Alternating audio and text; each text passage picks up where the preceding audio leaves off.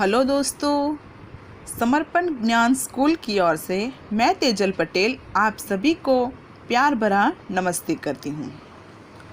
दोस्तों, आज हम कक्षा तीसरी का पाठ क्रमांक 3 पढ़ेंगे, जिसका शीर्षक है चांद वाली अम्मा।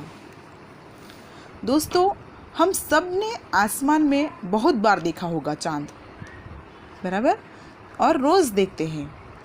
और चांद की एक ख़ास बात है कि उसका जो आकार है वो निश्चित नहीं है, वह रोज़ रोज़ घटता है या फिर बढ़ते रहता है।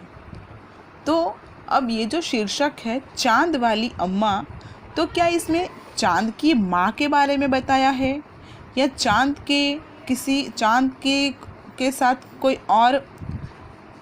और अम्मा है उसके बारे में बताया है, वो हम ये कहानी में जानेंगे। तो ये एक बहुत सुंदर सी कहानी है जो मैं आज आपको बताने वाली हूँ। तो चलिए हम कहानी शुरू करते हैं। मैं इस पाठ को आपको कहानी के रूप में ही बताऊंगी। दोस्तों, किसी एक गांव में बहुत समय पहले की बात है कि किसी एक गांव में एक अम्मा रहती थी और वो बहुत ही बूढ़ी थी, ठीक है, और उसके साथ उसका अपना भी कोई नहीं था। वो अपने घर में अकेली ही रहती थी। अब जाहिर सी बात है कि अम्मा अपने घर में अकेली रहेगी तो घर का सारा काम जो है वो भी अम्मा को खुद ही करना पड़ेगा, बराबर। तो जैसे कि पानी भरना, खाना पकाना, कपड़े धोना, बर्तन मांजना, ये सारे काम अम्मा खुद करती थी। और अम्मा रोज़ सुबह अपने घर की सफाई करती थी। जब तक अम्मा घर में झाड़ू लगाए तब तक सब कुछ ठीक ठाक रहता था। पर जैसे ही अम्मा घर से निकलकर आंगन आपको पता है ना, घर के आगे जो जगह रहती है उसे हम आंगन कहते हैं। तो जैसे ही अम्मा आंगन में झाड़ू लगाने आती कि उसके साथ आसमान जो है, आसमान ऊपर आकाश, वो उसके साथ शरारत करता है। वो क्या करता है, ज़ोर से ऊपर से नीचे आकर उसकी कमर से टकराता है। ये देखिए, आपको चित्र में दिखाया गया है। अम्मा अपने आंगन में झाड़ू लगा रही है और ये आसमान जो है वो उसकी कमर से टकराने आया है। अब एक तो अम्मा पहले से बूढ़ी है, ठीक है, तो वो इतनी बलवान तो होगी नहीं कि वो अपने आप को बैलेंस कर पाए, और ऊपर से आसमान जो है वो उसकी कमर से आकर ज़ोर से टकराता है। तो अम्मा को रोज़ बड़ा ही ख़राब लगता है, वो बड़ी ही परेशान होती है। और ये रोज़ होता है, रोज़ अम्मा आंगन में झाड़ू लगाना आती और आसमान जो है वो उसकी कमर से आकर टकरा जाता। और अम्मा जो है वो उसको गुस्से से देखती थी। अम्मा जो है वो उसको गुस्से से घूर कर देखती थी और थोड़ी देर के बाद आसमान जो है वो चला जाता है, फिर वापस आकर वैसी ही हरकत करता है। बार बार इस तरह से अम्मा को वो परेशान करता है।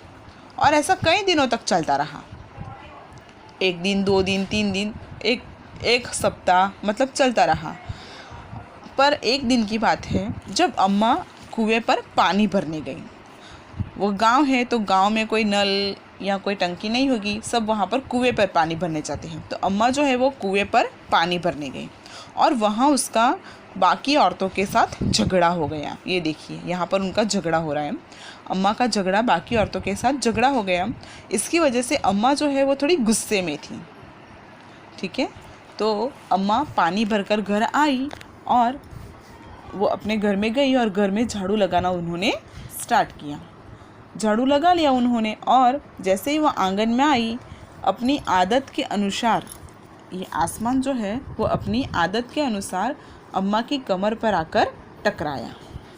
और उस दिन तो अम्मा गुस्से में थी।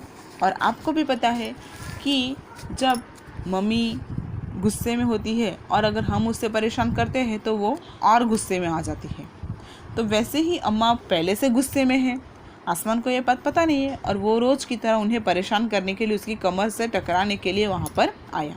जैसे ही आसमान ने अम्मा की कमर पर धक्का मारा, अम्मा ने बिना सोचे समझे, उन्होंने न आव देखा न ताव, यानी कि कुछ सोचा नहीं, बिना सोचे समझे उन्होंने अपने हाथ का झाड़ू जो है वो आसमान को दे मारा, यानी कि आसमान को मारने लगी झाड़ू से। अब आसमान को भी एक शरारत सूझी, उसे लगा कि मैं और कुछ अलग करता हूँ अम्मा के साथ। और उसने क्या किया, अम्मा का झाड़ू जो है वो पकड़ लिया। ये देखिए, आसमान ने अम्मा का झाड़ू जो है वो पकड़ लिया और वो ऊपर जाने लगा। अब अम्मा के पास एक ही झाड़ू था, बराबर, तो वो छोड़ी नहीं। अम्मा को लगा कि शायद आसमान उसको छोड़ देगा, इसके लिए उसने झाड़ू को पकड़े रखा। अब आसमान जो है वो झाड़ू का नीचे का हिस्सा पकड़े हुए था और अम्मा जो है वो उसने ऊपर का हिस्सा पकड़े हुए हैं। और आसमान ऊपर जा रहा है और झाड़ू के साथ साथ अम्मा भी ऊपर चली गई। अब धीरे धीरे आसमान तो एकदम ऊपर चला गया और अम्मा भी उसके साथ चली गई। अम्मा बीच में बहुत चिल्लाई कि मुझे छोड़ दो, मुझे जाने दो, मैं तुझे नहीं मारूंगी। पर आसमान ने अम्मा की बात नहीं मानी और वो ऊपर चलता गया। अब अम्मा इतनी ऊपर चली गई कि वो नीचे झाड़ू छोड़कर नीचे नहीं आ सकती, क्योंकि अगर वो झाड़ू छोड़ देगी तो क्या होगा, वो नीचे गिर जाएगी। या तो उसको बहुत चोट आएगी या फिर इंसान मर भी सकता है ऊंचाई से गिरने पर।